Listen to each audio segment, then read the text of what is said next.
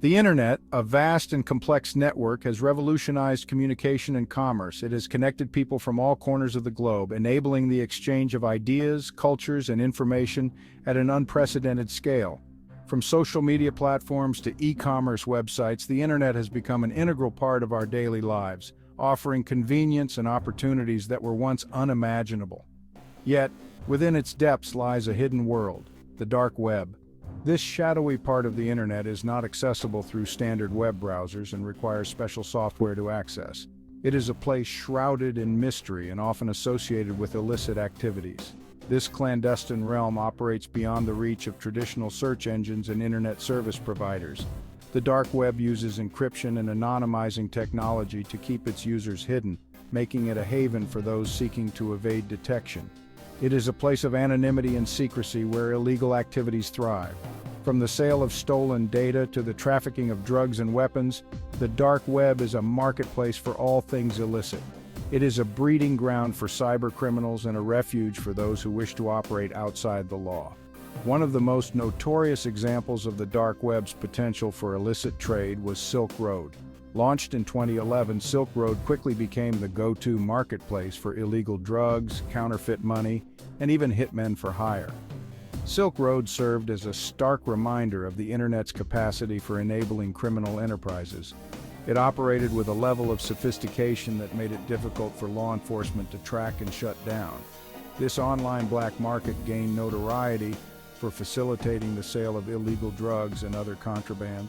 It was a hub for buyers and sellers who valued anonymity and were willing to pay a premium for it. Its existence challenged law enforcement agencies worldwide and sparked debates about the balance between online anonymity and security. The takedown of Silk Road in 2013 was a significant victory for law enforcement, but it also highlighted the ongoing struggle to police the dark web. The rise and fall of Silk Road stands as a cautionary tale about the dark side of the Internet. It serves as a reminder that while the Internet offers incredible opportunities, it also harbors dangers that must be addressed. The dark web continues to evolve, and with it, the challenges of maintaining a safe and secure online environment. In 2011, a young man named Ross Ulbricht, operating under the pseudonym Dread Pirate Roberts, founded Silk Road. Ulbricht envisioned a platform free from government oversight and regulation. He believed individuals should have the right to buy and sell whatever they chose, regardless of legality. To ensure anonymity for himself and his users, Ulbricht relied on two key technologies, the Tor network and Bitcoin. Tor, short for the onion router, anonymizes internet traffic by bouncing it through a network of relays. This makes it extremely difficult to trace the origin or destination of online activity. Bitcoin, a decentralized cryptocurrency, provided a secure and untraceable way to conduct transactions on Silk Road. Silk Road quickly gained notoriety as a marketplace for illegal goods and services. Drugs, particularly marijuana, cocaine, and heroin, constituted the majority of transactions. However, the site also facilitated the sale of weapons, counterfeit documents, and stolen data. To maintain order and resolve disputes, Silk Road employed an escrow system. Buyers and sellers could rate each other based on their experiences, creating a feedback mechanism similar to legitimate online marketplaces. This system, along with the site's anonymity features, contributed to its rapid growth. At its peak, Silk Road boasted over 100,000 users and generated millions of dollars in revenue. The success of Silk Road did not go unnoticed by law enforcement agencies. The Federal Bureau of Investigation launched an investigation into the site's operations. Agents infiltrated the marketplace, posing as buyers and sellers to gather evidence against Ulbricht and his associates. The investigation proved complex and challenging. The anonymity provided by Tor and Bitcoin made it difficult to track down the individuals behind Silk Road.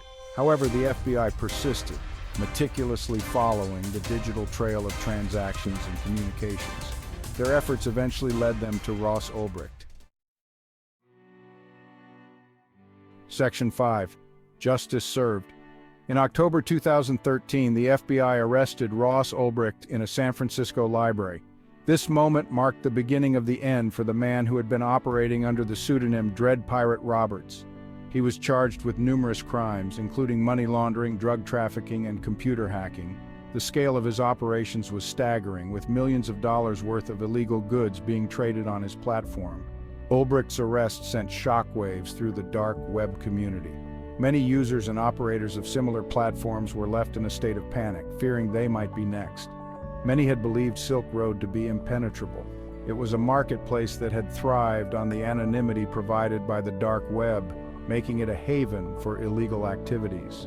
Ulbricht's trial began in January 2015. The courtroom was packed with journalists, curious onlookers, and legal experts, all eager to see how the case would unfold. Prosecutors presented a mountain of evidence against him, including chat logs, transaction records, and seized computers. They meticulously detailed how Ulbricht had orchestrated the operations of Silk Road from behind his computer screen. The defense argued that Ulbricht had created Silk Road as a libertarian experiment and that others had taken over its operation. They claimed he was a visionary, not a criminal mastermind. However, the jury ultimately found Ulbricht guilty on all charges. The evidence was overwhelming, and the narrative of him being a mere idealist did not hold up against the facts presented. In May 2015, he was sentenced to life in prison without the possibility of parole. The sentence was a clear message to others operating in the shadows of the dark web. No one is beyond the reach of the law. Section 6. Shifting Sands of the Dark Web. The shutdown of Silk Road and the conviction of Ross Ulbricht sent a clear message. The dark web was not a safe haven for criminal activity. However, the victory for law enforcement proved short-lived. Within months of Silk Road's closure, numerous copycat marketplaces emerged. These new marketplaces adopted similar anonymity features and operational models to Silk Road. They offered a wide range of illicit goods and services, catering to the demand that Silk Road had cultivated. The dark web, it seemed, was more resilient than initially thought. The closure of one marketplace simply led to the creation of others. Section 7. A tainted investigation. While the arrest and conviction of Ross Ulbricht were seen as a major victory in the fight against cybercrime, a shocking revelation cast a shadow over the investigation. Two federal agents involved in the case, Carl Force and Sean Bridges, were themselves charged with corruption. Force and Bridges had exploited their positions to steal Bitcoin and extort money from Silk Road users and even Ulbricht himself. Their actions undermined the integrity of the investigation and raised questions about the government's tactics in combating cybercrime. Force and Bridges eventually pleaded guilty to the charges against them and received prison sentences. Section 8. A Cautionary Tale. The Silk Road saga stands as a cautionary tale about the complexities of law enforcement in the digital age. This infamous online marketplace, which operated on the dark web, became a hub for illegal activities ranging from drug trafficking to money laundering. Its existence challenged the very foundations of traditional law enforcement. It highlighted the challenges of balancing online anonymity with the need to prevent criminal activity. The anonymity provided by the dark web allowed users to operate in the shadows, making it difficult for authorities to track and apprehend criminals. This anonymity, while protecting privacy, also became a shield for illicit activities. The case also exposed the potential for corruption within law enforcement agencies tasked with policing the dark web. Some officers, tempted by the vast sums of money flowing through Silk Road, succumbed to corruption, further complicating the efforts to bring the marketplace down. This corruption undermined public trust in law enforcement. The legacy of Silk Road continues to shape debates about online privacy, security, and the role of government in regulating the internet. It has sparked discussions on how to balance the need for security with the right to privacy. Activists argue for stronger privacy protections, while others call for more robust measures to combat cybercrime. It serves as a reminder that the dark web remains a double-edged sword, offering anonymity for both legitimate and criminal purposes. While it can be a haven for whistleblowers and activists in oppressive regimes, it also provides a platform for illegal activities that threaten public safety. As technology evolves, so too will the challenges of combating cybercrime and ensuring justice in the digital realm.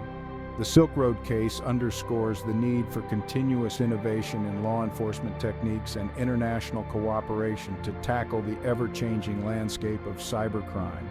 It is a stark reminder that the battle between privacy and security is far from over.